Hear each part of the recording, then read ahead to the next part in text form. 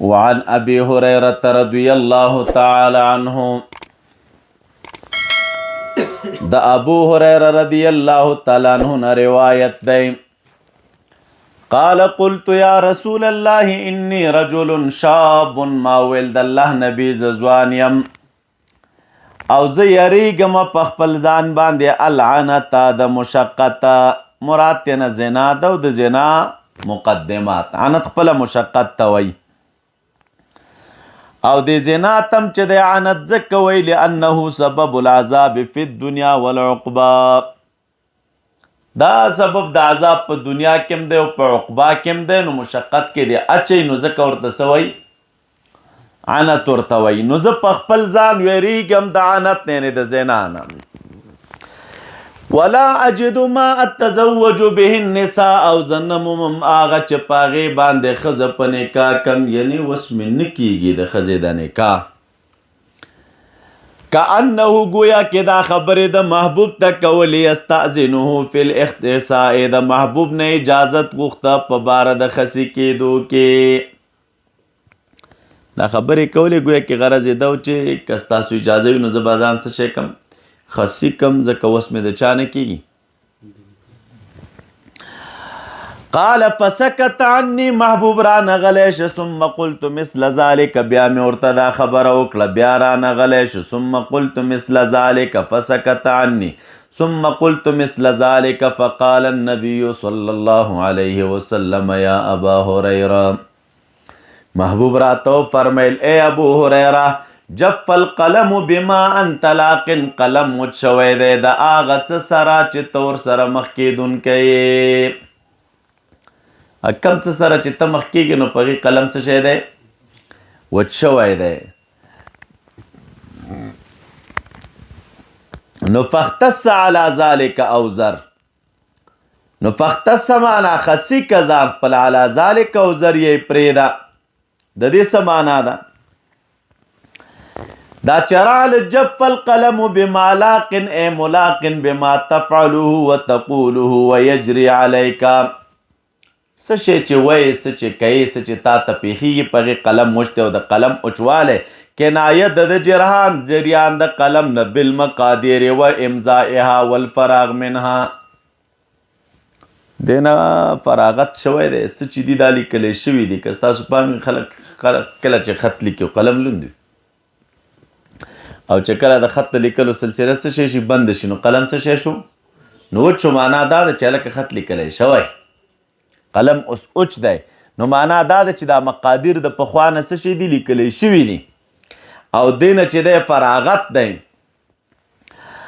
نو فختص نو دې ځای کې مراد څه شی دی فمعنا د فختص دا د مولوي صاحبانو یا معنا فختص على ذلك یعنی اذا علمت ان كل شيء مقدر کله چې استاد ته پته ولګېده چې ټول اشیا مقدر دي او لیکلی شوي دي او قلم څه شی دی اوچ دی نو فاختص حال کون فعلک وترکک واقعا على ما جف القلم نو معنا دا د ځان خسی کا دا معنا نه ده چې اجازت ورکوي یعنی ټول اشیا څه شي دي د رب العالمین په تقدیر دي نو چې تقدیر دي نو ځان خسی کوي یا ځان څه شی که پرېږده نو معنا دا ده چې د رب تقدیر داسې دی دا معنا ده دا نه چې اجازت ورته ورکوي او زر معنی اترک الخساء یا خساء چې دی څه شی دی پرېږده نو مظهر وایي ما کان و ما یکون مقدر فی الازل نو فلا فائدة فی الاختصاء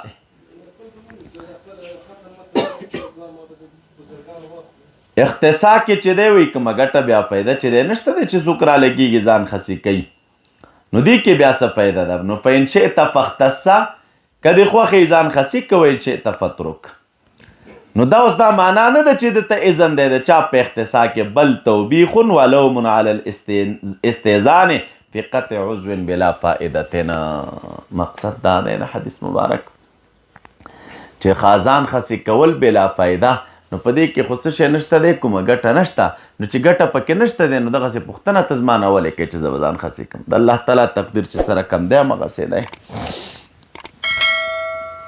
او دې ځای کې شارحینو دې ځای کې لیکلي جف القلم بما انت لاقن دا عبدالله ابن طاهر دا الحسین ابن فضل هغې راوغوښته ورته په ما باندې دا آیت مشکل شوی چې الله تعالی فرمایي کل یوم هو فی شان او دا قول د نبی علیہ السلام چې جف القلم بما انت لاقن، نو د دې څه معنا ده؟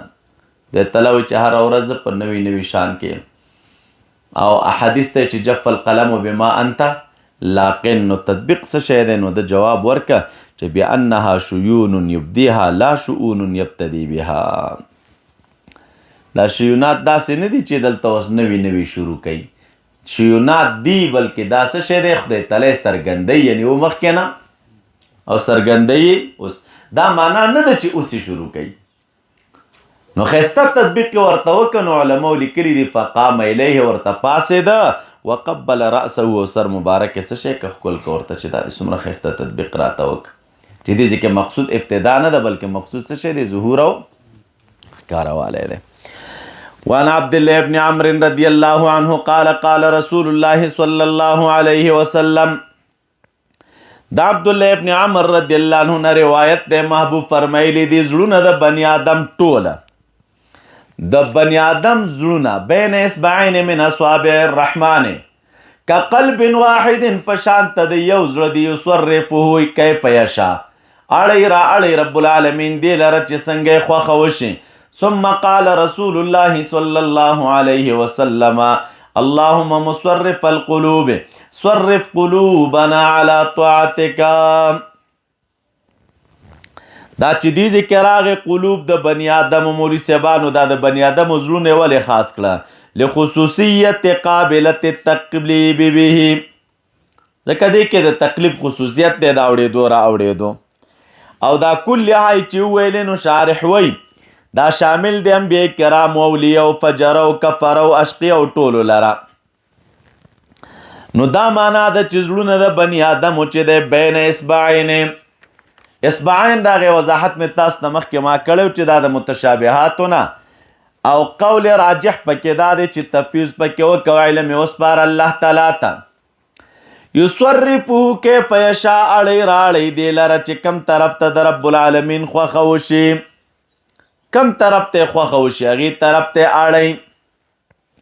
نو دا زړونه کیف یشاء کم طرف ته تقلیبا سریعا سهلا، یو قول پکې دا دی.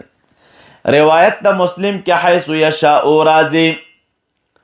عینی دیزی کې بیا دا قول راخسته، محبوب بویل اللهم یا مصرف القلوب صرف قلوبنا عطا طاعتک.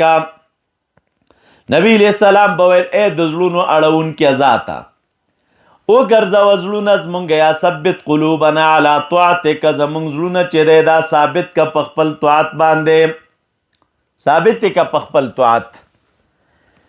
او بل حدیث مبارک کې دا راځي نبی علیہ السلام به دا دعا ډیره کوله، اے مقلب القلوب ذاته زمونږ زړونه په خپل چا باندې طاعت ثابت کا. صحابي مبارک عرض وکړ یا رسول الله تخاف علینا، نو تاسو په مونږ یریږئ چې زمونږ مخکې بار بار دا دعاګانې کوئ، تاسو خدا خوف شته نه؟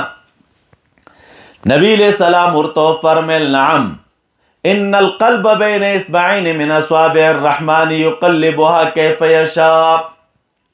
قلب دا بین اصبعین دی من اصابع الرحمن، اړی را اړی رب العالمین هغې لره چې څنګه یې خوښه وشي.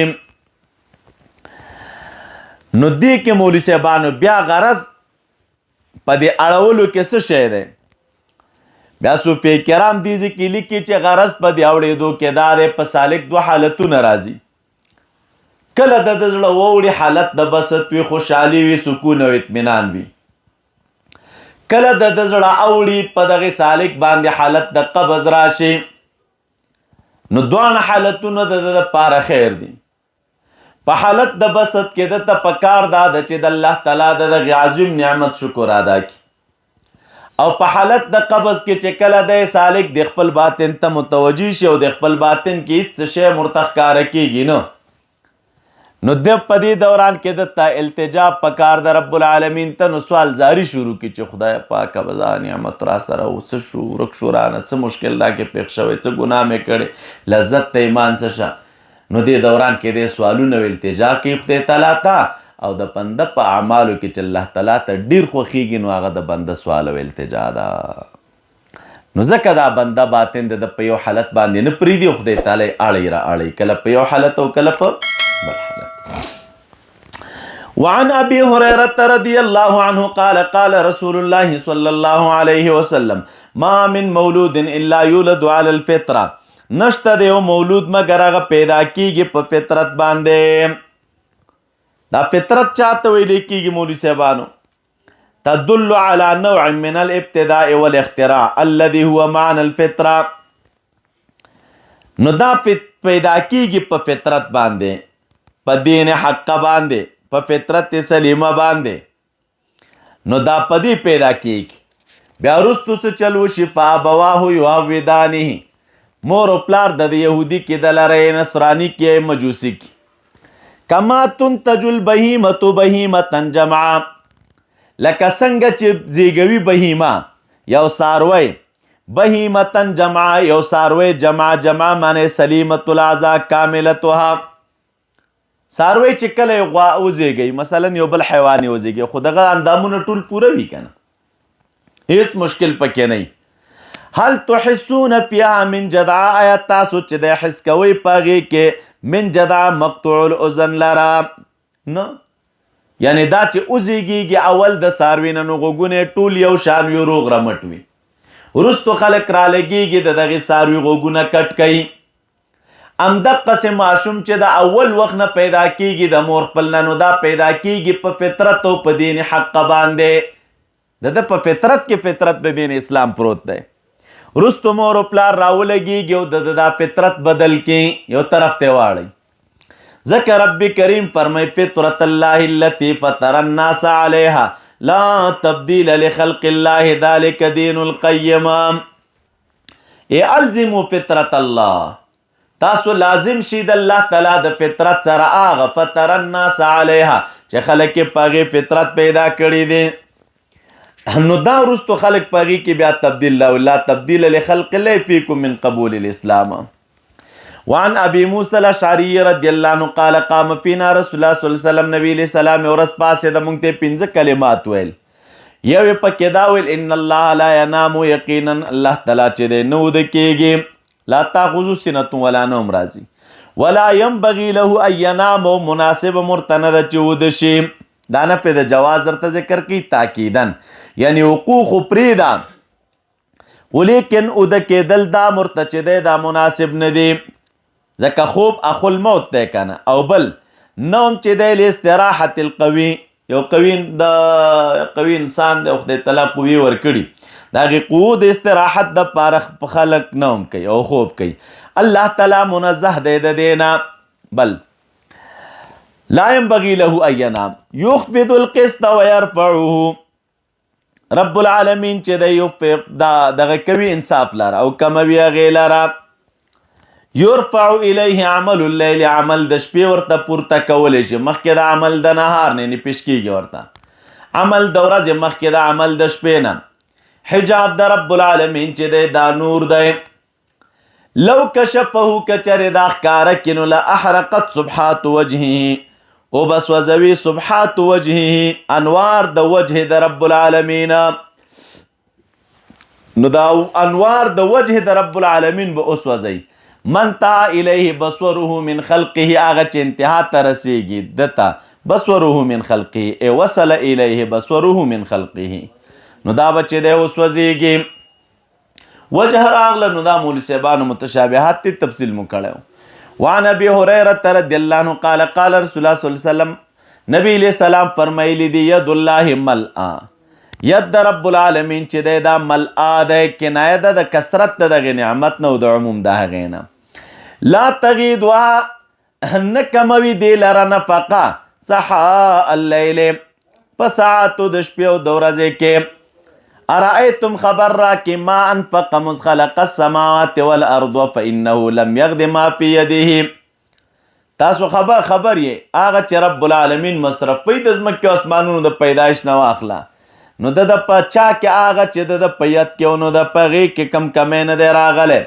وکان عرشه علی الماء وبیده الميزان یخفض ویرفع، معنی ینقض النصیب والرزق باعتبار ما کان یمنحه قبل ذلك، ويزيد بالنظر إليه بمقتضى قدره الذي هو تفسير لقضائه الأول.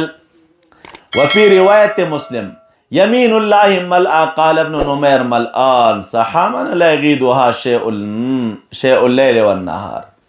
وعنه قال سئل رسول الله صلى الله عليه وسلم نبی علیہ السلام نه پوښتنه وشوله په باره د زراریو د مشرکینو کې. زراری جمع د ذریت د نسل د انسانانو د پیریانو ته وایي. صغار او کبار دواړو باندې چې دی ور حملېږي. یا د ذري نه دی په معنا د تفریق سره لأن الله تعالی فرقه من الارض. یا د زرع نه دی په معنا د خلق سره نو دا رب العالمین چې دی پیدا کړله. نو دنه پوښتنه وشوه عن زراری المشرکین. نو قال نبی علیہ السلام فرمیل الله اعلم بما كانوا عاملین. الله تعالی آگاه دی پغی باندې بما كانوا عاملین چې دی به څه کوله. نو دا الله اعلم بما كانوا عاملین کې د علماء آرا دي. یو رای پکې دا ده چې انه من اهل النار تبعا للابوین. چا ویلی دي دا من اهل الجنت نظرا الى اصل الفطره. چا وی دا د جنتیانو خادمان بی. څوک وی دا به په مابین د جنت او د جهنم کې وي، نه به منعم وي نه به معذب وي. چا ویلی من علم الله منه انه یؤمن ويموت عليه ان عاش. دی حدیث نه استدلال کوي. وی رب العالمین به دوی سره معامله د خپل علم مطابق کوي. الله تعالی ته دا پته و که دی غټ شوی نو کوم عمل به کو. د جنتیانو که د دوزخیانو. که د جنتیانو عمل یې کو نو جنت ته به ولیږي، او که د جهنمیانو عمل یې کو جهنم ته به یې لیږي. او ځینې علماء کرام بیا په دې کې رایه د اهل سنتو د ځینو پکې توقف دی د زراریو د مشرکینو په باره کې چې د دوی اولادونه به چېرته ځي نو بس توقف کوي پکې. الله تعالی د دې په حالت عالم دی چې آخري مسیر به د دوی څه شی وي. د داسې نورو ښکلو ویډیوګانو لپاره زموږ د الجامعه دارالاحناف کابل یوټیوب چینل سبسکرایب کړئ.